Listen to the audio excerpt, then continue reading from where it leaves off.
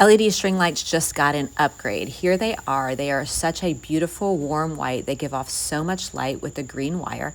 Next to them for comparison, this is an orange traditional incandescent, absolutely beautiful, a little bit more petite of light. And this is last year's LED lights. You can see the amount of light difference that each one is giving off. And here's the daytime view. You can see that the green wire integrates well with the bushes. These have all been rained on and are upholding to the outdoors and the greenery. You can connect 3 sets with knout and extension cord, and the bulbs are not getting hot to the touch for me, so I think they'd be okay indoors or out. And here's the up close side by side. These are the new LEDs. These are last year's LEDs. Your traditional incandescent, I would say medium brightness, least bright, and most bright in person. What sets this new LED style apart is it's got a much longer light source than traditional LEDs. It's more traditional, comparable in size to an incandescent, but you can see the amount of light it gives off is significantly more with the new LED design versus last year's LEDs are really petite in size and just are not giving off quite as much light. Still gorgeous, just different.